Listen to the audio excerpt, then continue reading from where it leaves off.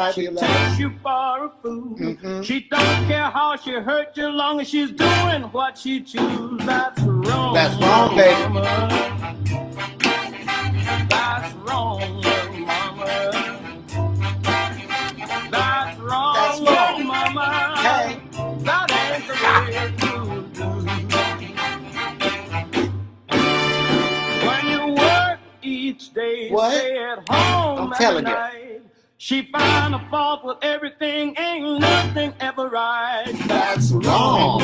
Mama. That's what we'll be talking about today. When people are just That's wrong. mama. But get in the little BB King vibration. Mama. Say, Chan, That ain't love the you. way to do. Woo! BB King, we love you, BB King. You ain't never wrong. Okay, let me get on with this Facebook Live while some people are joining. Y'all like the music? Let me know if you like the music. Little BB King. Thanks, April. Love you. Hey. We're going to be talking about some stuff today. Some real shit. All right, let's get on with it. But BB sounds so good. You want to know more BB? For some loving, she'll say she's had it. That's wrong, little mama. Gotta do the. That's wrong. Get your head going like, that's wrong, boy. Okay. Wrong, little mama. Let me get on with this. Woo! I like some good music. I hope y'all like some good music too. Welcome. Thank you for joining us for Walking the Path today. If you're just joining, Walking the Path is a weekly conversation of principle and practice, right? So there's some spiritual principles. There's some things out in the world, in the universe, in our consciousness that are true, always, never not true. For example, there is an energy that is neither created nor destroyed, that is never acting against itself, that can't destroy itself. So it has to be beneficial. It has to be progressive. It has to be expansive. And we can call that the universe. We can call that the unified field. We can call that God. We can call that Mother, Father, God. We can call that love, beauty, intelligence, whatever you want to call it. It exists. There's a presence. There's a consciousness that's in, through, and as everything, and we see it expressing. That's a principle. Then how do you take that principle into practice? How do you live that principle that we are living and moving and having our beingness within a consciousness that is expansive and loving and powerful and harmonious and blissful and full of joy and is ordered and balanced in every way? It's excellent. It's creative. It's intelligent. It's wisdom. All of those qualities are the qualities of the divine. Now, how do you take something like that and put it into real life practice? Like, my husband or wife or roommate or neighbor is pissing me off, and guess what? They're wrong. They are so wrong. And I am so right, very clearly. I want to share that with you because that has been my experience this week. It's true. I've been so right, so right. Let me tell you, have you ever had that experience when, thanks, Debbie. All right, I'm just checking in here. Rebecca, Myra, thank you so much. Tracy, hello, welcome everybody. So, have you had that experience of there's just no way that what the other person is saying is right by any stretch of the imagination, not even an inkling, they're just wrong. It's so clear. Yes, that's what I've been going through this week with someone that I love very much, like a spiritual soul brother. And with my next door neighbor, hey Elena, what's up, girl? From Chi-Town. We were just playing some BB King. You missed it. We were playing Chicago Blues, baby. Okay, so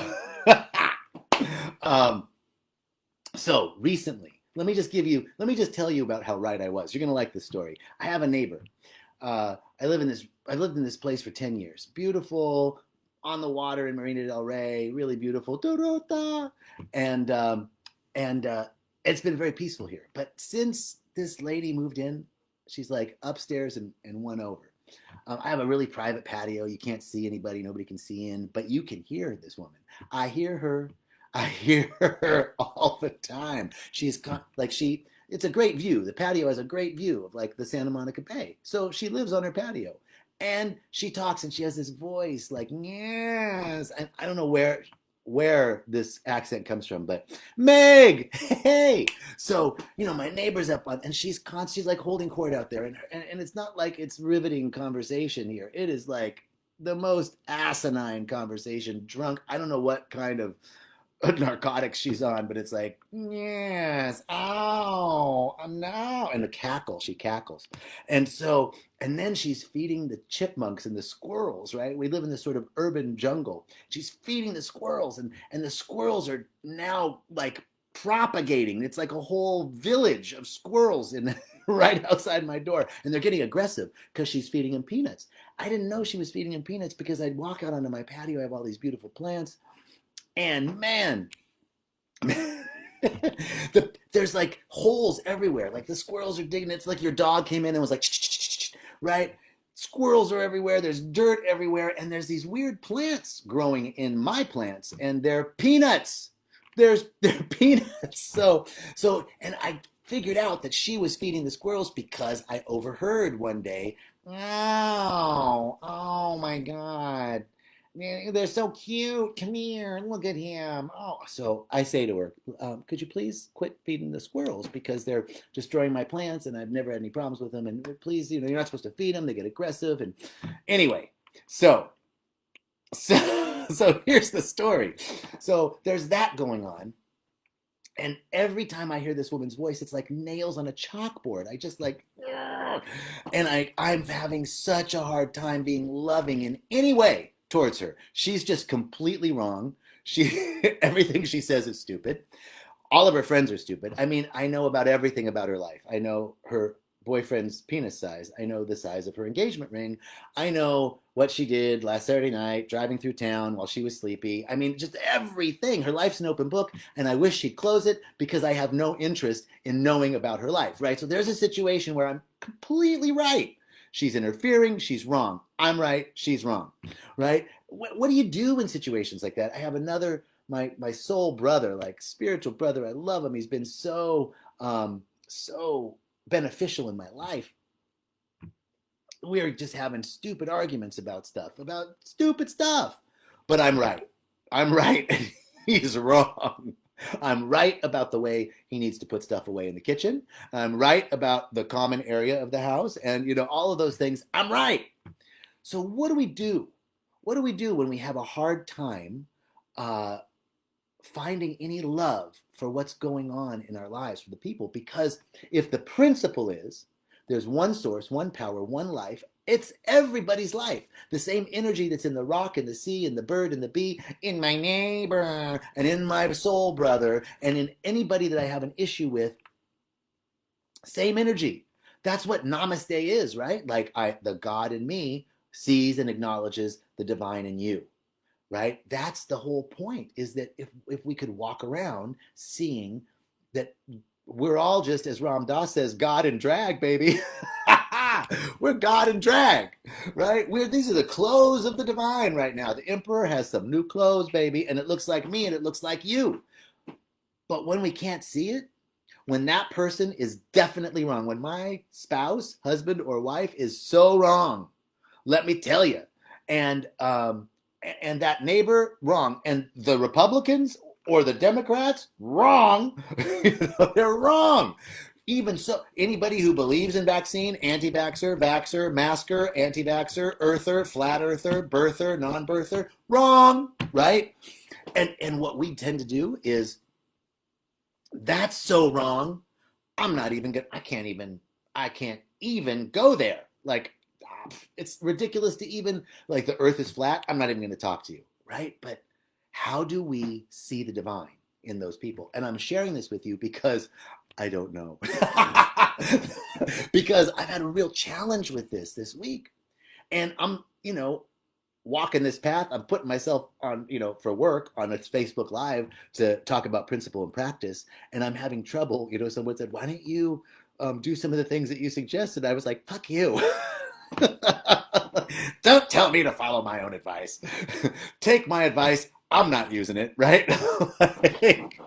That's a dear friend of mine, Marissa Pay, who that's the name of her show. Take my advice. I'm not using it. Funny line. So what do we do? How do we do it? Here's what's coming to me. Here's what's bubbling up for me, because I can't find any way to be loving towards my neighbor and her annoying voice. I used to be able to meditate on my patio. It's like this little sanctuary surrounded by plants. And then, yes, now look how cute. Oh, he's this big. And you know, all that shit. So whenever I hear her, it's like, and it activates me. Now, here's the other. Oh my God, there's a squirrel. I'm looking right out of my patio, and the squirrel's eating my plants. Ah! Okay, so, so what do we do? What do we do? Here's the principle, is that all relationships, whether they're an intimate relationship, a work relationship, a neighbor relationship, or even a relationship with the squirrel that I'm watching destroy my plant right now. The principle is that all relationships are sacred mirrors reflecting and revealing the areas within us that are seeking to be healed. That's the principle, that everything is reflective. The nature of the universe is reflective. It reflects back to us what we put in. So if I'm having issues with the squirrels, if I'm having issues with my neighbor, if I'm having issues with my soul brother, those are reflective issues. It's not their thing. It's subject, not object, even though that squirrel is destroying my beautiful jade plant right now. Thanks, Mippy. I appreciate it. I'm trying to be real. I'm trying to bring it, right? So yes, Tracy says, go inward and meditate and see what's going on with you. Yes, all of that. So I meditated yesterday. We got in a fight. I went for a bike ride, right? Move the energy. That's one thing we can do. So I'm on this bike ride. I stop. And I'm on the beach meditating. How could life be bad? You know, the whole time I'm like, really? These are such first world problems. I have an issue with my neighbor. I have an issue with my, soul brother. I'm not struggling to find food or diving from bombs or, first world freaking problems, but they're real, right? They piss us off and they take our minds. They take over our minds. They take over our hearts, and we begin to close. I could just feel myself shutting down, closing down, and anchoring in my rightness. Yeah, but they're really wrong. That's just wrong. So if the principle, first we look and see, how is it reflecting back, right? How is it reflecting back? What is the reflection here? What is seeking to be healed within me? So I'll share with you a story very briefly about a person that I was in relationship with at Agape, my spiritual center here in California. And this is a really great, hey, Adam, great to see you, man. This is a great example of how it's reflecting back. So this woman and I were prayer partners in a program at Agape where we were going to do a vegan fast for we're going to do a vegan fast for Lent, right? That was our goal, and we were prayer partners. So at that time, I was smoking a lot of weed, and I was going to give up weed for Lent. That was what I was giving up. So I told her that's what I was giving up, and she was giving up complaining, and we were going to pray together every day as part of this program that we were participating in at Agape. So we really liked praying with each other. And at the end of Lent, we decided that we wanted to keep praying together. This was like 5 years ago. We decided we wanted to keep praying together. Well, I kind of started smoking weed again. I gave up weed, and I wanted to go back to it, right? So I go back to it, and I had shared that with her. And one day, shortly after I shared that with her, she sent me a text, and it said, I can't pray with you anymore. I'm 30 years sober, and I can't be around anybody that's, using drugs. And I was like, well, first of all, I'm not on the phone praying with you, like pulling a bong. All right, great, let me pray now. No, I wasn't doing that, like it was completely separate. I don't understand. All I responded was, I feel judged. We didn't talk again, but we saw each other at church, and we did that classic, like, hi, how are you? Good to bless her heart. Fuck you, right? That was the classic. Like, oh, it's so good to see you. I hope all is well. I hope the earth opens up and swallows you whole right now. So,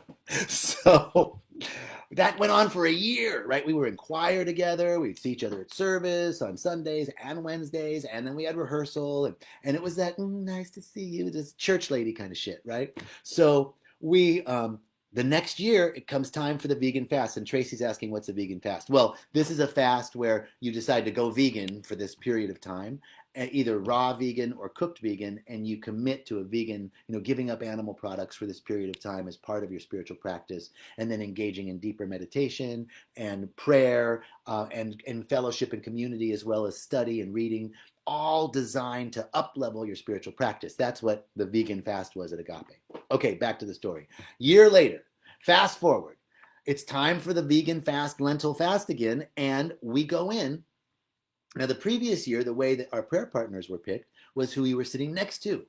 Reverend Arlene was leading the group, and she said, all right, whoever you're sitting next to, that's your prayer partner. So Marissa, so the person that I saw that was my prayer partner before, we see each other walking in. And I go that way, and she goes that way when we're coming to the opening session to pick our prayer partners and to do that, right? So we were walking into the room for the first session of this community gathering to kick off our fasting season. And she goes one way, I go the other way. No way we're going to be prayer partners this year. So guess what? Reverend Arlene says, we're going to pick prayer partners different this year. I'm going to put all the names in a hat. Hold on a second. I got a little thing.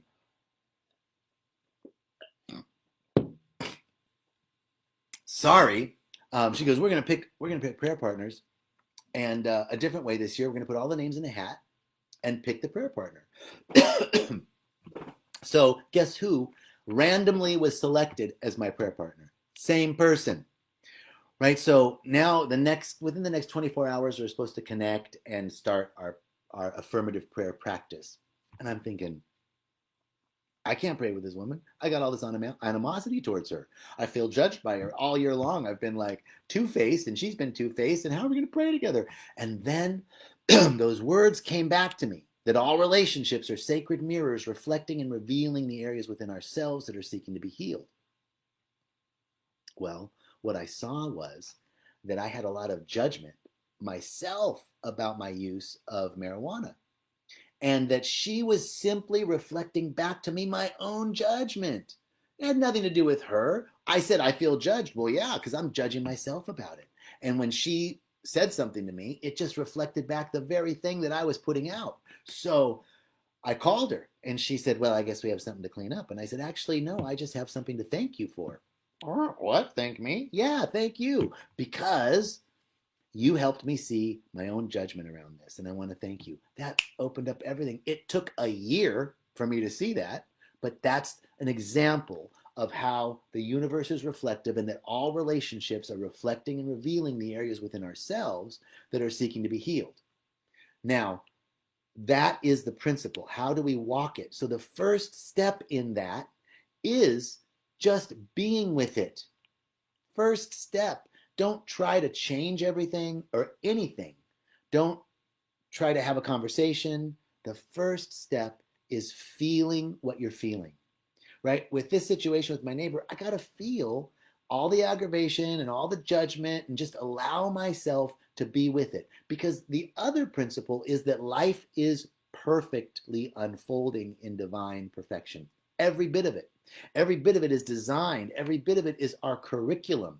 The very thing that seems to be the obstacle, the very thing that seems to be keeping us entrenched in this perspective is the very thing that we need to work through. It's coming up for us. It's mirroring to us. So first and foremost is to be with it and to accept life just as it is. This is a Buddhist principle, a Tibetan Buddhist principle, to start where you are, to accept, can I open up gently to life as it is without judgment? Because freedom is observation without judgment. That's freedom. When I am observing what's happening with my neighbor or with my soul brother, and am in judgment about it, I'm not free. I'm constrained, and I feel it. It feels ugly. It feels heavy. Even though I don't like it, I can't get out of it. It's the endless cycle. The more that I try to suppress it, the more that I try to bypass it, the more entrenched it is. It's that old Buddhist saying of a bucket of muddy water. How do you get the mud to settle down? Do you push the water down to try and push the mud down? No, that's just going to keep, the more you push it down, the more it comes up. But if I can just sit with that bucket of muddy water and let it settle, clarity will come. So the first step in seeing the reflective nature of the universe and seeing the sacred mirror in any of our relationships is to be with it and to see. Yesterday after this argument I had, I went out on the ride and I sat to meditate, and I sat to meditate, and the mind's going, I'm having these conversations, all these conversations with him in my head, and it's the typical stance of meditation: back to the breath, back to the breath. Every thought, it was just like, okay, back to the breath, back to my mantra, just not even think. I don't have to engage those thoughts; just let them go.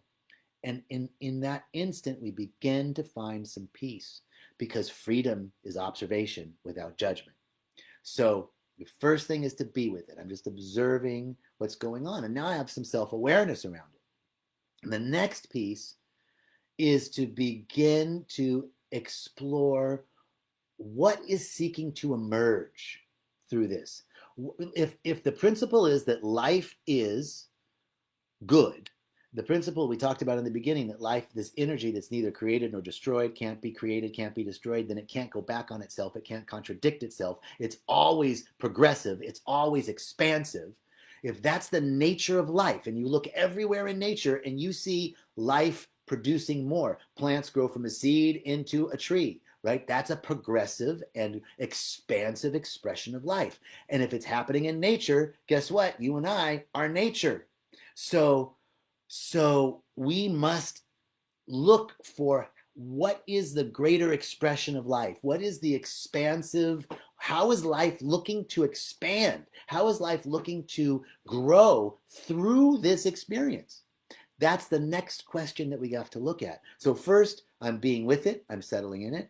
And the second is I'm asking the question, and I have to say that my spiritual teacher and just beautiful brother and teacher, Reverend Michael Bernard Beckwith from Agape, had brought this question up, and it's a perfect question. What is the greater expression of life in this area? What is the greater expression of life with my neighbor? Is life seeking to contract? No. So if life is seeking to expand, what is the expansive view that I can take? I can't take the expansive view when I'm contracting and upset and pissed off. I have to be with it and allow myself to have those feelings, right? Allow myself, because the feeling of it is the healing of it. The feeling of it is the healing of it. When I feel it, I can heal it. I can let all the mud, all the grime settle, and then clarity emerges. And then from clarity, I can ask the question, what is the greater expression of life in this area? What is seeking to emerge through this? What is seeking to be revealed through this? And it's always about perfecting our loving. It's always about, how can I be more loving in my heart? That is always the question. So what's a greater expression of love with my neighbor, and keeping my boundaries, right? Because the true definition of love, this is from M. Scott Peck in the book, The Road Less Traveled. Adam, it's not as simple as either she moves or I do, because that was what I was totally thinking. Like, everything would be perfect if she just disappeared. What if the earth, this is the greater expression of life right here, is if the earth opened up and swallowed her whole. That would be a great expression of life. No. So that's my small self talking. But the idea here is how do I become more loving in my heart? We're here to we're here to perfect our loving. How can I be more loving in my heart? Right? Now, and being loving, the definition of love by M. Scott Peck in the book, The Road Less Traveled, yes, Ryan, it's exactly that. In The Road Less Traveled, he says, love, this is the best definition of love I've ever heard. Love is the genuine extension. No, love is the extension of yourself for the genuine care and nurturing of your own and then another's spiritual, mental, and physical well-being. Let me repeat that because it's a great definition. Love is the extension of yourself for the genuine care and nurturing of your own and then another's spiritual, mental, and physical well-being. So if I want to be more loving in my heart to my neighbor, then who's needing, oh, look how cute, the squirrels are destroying everything, I love it. How can I be more loving in my heart to her? First, I have to take care of my own spiritual, mental, and physical well-being. So that might look like setting some boundaries. That might look like what I did was I spoke with her directly, and when that didn't work, I told the management company and had somebody else mediate the dispute. But I was able to set some boundaries because that's what we needed. We need to set some boundaries so that we're taken care of, so that my spiritual, mental, and physical well-being, and then the work in my consciousness is to be more loving, to observe, there's that thing coming up where she's wrong and I'm right. How can I bring more love here? Dan, I want to see this poem. Can you put it in the chat, or can you send it? Can you private message it to me? We want to see this poem, Dan. So here's that question. How do I take care of my own needs so that I can be loving to her and be aware of what her needs are? She might need to commune with the squirrels, just maybe somewhere else. I don't know. But the point is that we are here to perfect our loving. All right. So be the squirrel. Give me a peanut. Let me destroy some shit. Let me eat some of my beautiful plants. No. So this is, I think we're getting to the end of the Facebook Live here, but here's what we got, right? That the universe is reflective, that everything is the universal energy. You can call it God, you can call it the universe, you can call it Mother Ayahuasca, you can call it love, beauty, intelligence, you can call it the unified field, you can call it whatever you want. It's this presence that's expressing through the plants and the birds and the trees and the rocks and the sea and the dirt and my neighbor and my brother and everybody. So the first thing is that is on the field, and if that's the truth and it's reflecting back to me the areas in myself that are seeking to be healed, then everything that's happening to me is happening for me. It's happening to reveal and something, to bring something to the light, an area that was before in the darkness. So I need to bring this to the light. I need to heal this area of myself. And the first part of healing that area is taking care of my own spiritual, mental, and physical well-being, so that then I can be aware and genuinely extend myself for her or his spiritual, mental, and physical well-being. That's it. That's what I got. And I'm still working on it. It's still a work in progress. I still need to be more loving. And I also noticed that my consistent complaining about it doesn't help. It continues to bring that energy up. But I also have to make sure that my needs are met. So my needs are met because I'm having clear and direct communication. And it's okay to have clear and direct communication. One last thing. It's okay to call a thing a thing. Just do it with love. It's okay to say, hey, do you realize that when you're having the phone on speaker and you're having a conversation, that everybody around you, I can hear her so far away. It's not like we're right, on top of each other. I can hear her, right? So it's okay to bring those things up that take care of your physical and mental well-being, but you got to do it with love. So you got to get clear with yourself, be with it, so that you can then bring the love to it and then take action. But don't take action until you can take action with love. So that's what I'm talking about. Let's see. Ryan says the fact that random put you two together again is proof that you needed to face to root of the issues between you and her. That's what I'm talking about, man. Exactly. That everything is reflecting and revealing the areas that are seeking to be healed within us. And the miraculous thing is we live and move and have our beingness in this divine energy that is constantly responding to our thinking. It's reflecting back to us. So am I putting in hate or disgust or I'm right and she's wrong, that energetic is going to be reflected back to me. Can I find a place in my heart to be loving and to get my needs met? And watch how the divine presence organizes everything so that it works out better than we could have imagined. I'm going to talk to you next week for Walking the Path, and I'm going to tell you how good the situation turned out. That's what I'm saying. All right. Hey, thank you so much for joining us. I'm so grateful. I'm so grateful. I'm so grateful. Matthew, thank you, brother. I appreciate you. And I appreciate everybody showing up, man. It's been amazing. Peace and blessings, peace and richest blessings. I know that each of us are walking the path of continuous unfoldment, and that our lives are an adventure permeated by unshakable joy, no matter what. That's it. All right. Peace and richest blessings. Thank you all.